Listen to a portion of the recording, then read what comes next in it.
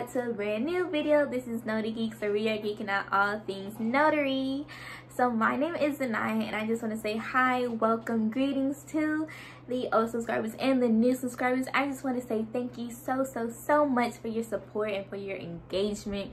I truly appreciate it, okay? And if you aren't already subscribed, you might as well go ahead and hit that subscribe button and tap on the bell so that you could be notified every single time I post on this channel.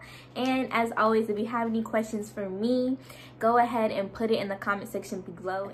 For today's video, I will be telling y'all what forms of ID is and is not acceptable for the 1583 form. If you're not sure what the 1583 form, it is an application to get a virtual mailbox. Okay, y'all, and before I get started, I do want to say that I am a Texas notary, so I am only speaking about what forms of ID is and is not acceptable for the state of Texas. Okay, I am a Texas notary, so therefore I cannot speak on other states. Okay, I'm only referencing Texas. And I also want to say, like, even though some IDs are government issued, it may not be acceptable due to our state laws. So due to the Texas state laws, even though it's government issued, I cannot accept it as a notary. Okay, perfect. So now we can get started to this video. First things first, this is a 1583 form. A signer has to turn in 2 acceptable forms of identity. Okay, now these forms of identity, one of the forms of identity has to be a government issued ID, and it has to have a picture of them on the ID. Another requirement is that the applicant home address has to match one of the 2 forms of identity. Okay, and another thing is all these forms of identity has to be current and valid. Okay, so that what that means is that you cannot accept any form of identity that is expired. So first, we are going to go over what is acceptable in the state of Texas, okay? So the first one is going to be a state-issued ID. So this is basically the non-driver's ID, okay? And then the next one would be your driver's license. And keep in mind that these has to be valid, okay? It has to be current. So let's say if a signer brings in their ID and it just expired yesterday, but it's now today, y'all can't accept that. That ID is expired. If you accept that as a notary, you are being a bad notary. So do not accept any ID, okay? And you could be held accountable for that, and you could get your commission taken away because you did not abide by the laws, okay? The next one is going to be an American passport. I say an American passport because in the state of Texas, we do not accept any kind of foreign government issued ID, whether it's a driver's license, whether it's a state ID, whether it's the passport. We don't accept that. Now I feel like I'm kind of overlapping to the next one. It's just because this is that they overlap each other.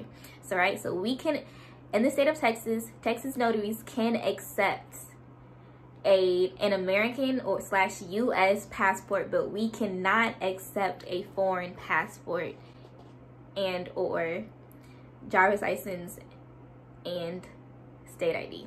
Okay, the next one is going to be an alien registration card, a certificate of naturalization. Okay, we can accept a current lease, mortgage, or deed of trust. The next one we can accept is a vehicle and voter's registration card. We can accept home or vehicle insurance cards. And remember, y'all, the insurance has to be current, okay? It has to be valid. Do not accept any insurance that expired 2 weeks ago, that expired the day before, that expired 3 months ago. In the state of Texas, we cannot accept anything that is expired, okay? It must be current.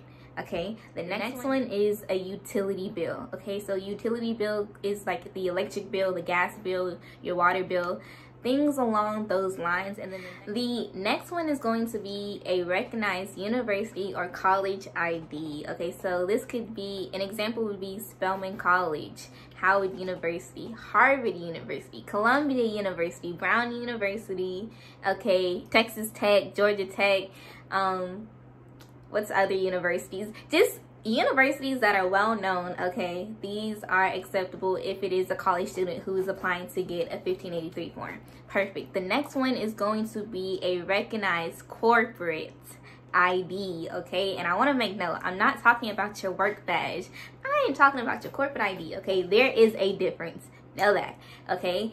And an example of recognized corporate jobs is going to be FedEx, UPS, Amazon, Apple, DHL, okay? Companies that are both recognizable on a national and global scale, okay, guys? These are big companies. So these are easily recognizable that people would know from the naked eye, okay? Alright, so now we are on the next section, which is what is not an acceptable form of ID on the 1583 form in the state of Texas. And I just want to say, I'm going to say this again. I apologize if I'm being super tedious and repetitive. I just want you all to be successful notaries, and I want you to really understand what I'm saying, okay? I am being super clear, okay? So even though these IDs may be government issued IDs, it is still not acceptable in the state of Texas. Why? Because due to the Texas state laws, it is not acceptable. Now, is the law say that? You gotta go with the law, okay? You can't say, well, this, that, and the third, blah, blah, blah. And I also want to say, I know this is later in the video, but when you go by laws, you go by the you abide by the laws that you are commissioned in. A signer may come in and say, well, in the state of California, we are allowed this. Well, I apologize, ma'am, or I apologize, sir, but unfortunately, in the state of Texas, we do not accept this form of ID, okay? And you don't have to be rude. Remember, always be kind and courteous and patient towards the signer and let them know. In my state, it's not acceptable, so therefore I cannot accept it, okay? And then you offer the signer other options of forms of ID that is acceptable in the state of Texas. Okay, so the first form is going to be your social security card, y'all. I can't tell how many times I have seen a signer try to get their 1583 form signed and they have their social security card. I always have to tell them that unfortunately this card is not acceptable. And look, it's not acceptable because it literally says it is not acceptable on the form itself. Now, I believe above box 8B, or not 8B, above box 8A, it gives you a list of items that are not acceptable, and it's going to say your social security card, a credit card, a birth certificate.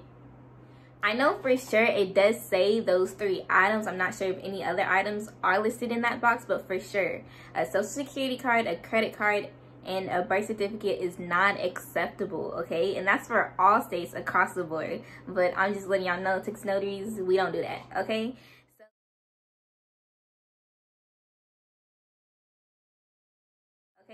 So then the next ones are any foreign government issued ID. I went over this earlier in the video when I was talking about these the U.S. passport. Because look, think about it in this aspect. So a signer is coming through the portal and they want to have a virtual mailbox in the USA, okay? So if you want a mailbox in America, essentially, please have an American form of ID, okay? That's simple, okay? Straight to the point. All right, and the next one is going to be a military ID. Yes, so in the state of Texas, we cannot accept a military ID, and I really learned this the hard way, y'all. I took a notarized test, and I got this question wrong. If the signer does come through the portal with a military ID, just politely say, unfortunately, in the state of Texas, we do not accept military IDs as a form of identity. All right, next. We do not accept concealed weapons ID. So basically, we don't accept gun license. Okay, next, we also do not accept any medical insurance cards. The only kind of insurance we accept is home and vehicle insurance. So I can tell y'all, I have seen people upload their medical insurance card. Like I said earlier, politely just tell them we don't accept medical ID cards. The only insurance we do accept is vehicle and home insurance, and that's about it. Alright, I hope this video was helpful, y'all. I know me, when I was going through the motions of filling out this form, it was a whole bunch of trials and errors and literally talking to other notaries. That's how I know how to properly fill out the form. And I just want to say that if you're also having trouble on filling out this form, please check out my video on how to fill out a 1583 correctly. I will put it down in the description down below. Anyways, y'all have an amazing day. I'll see y'all next time.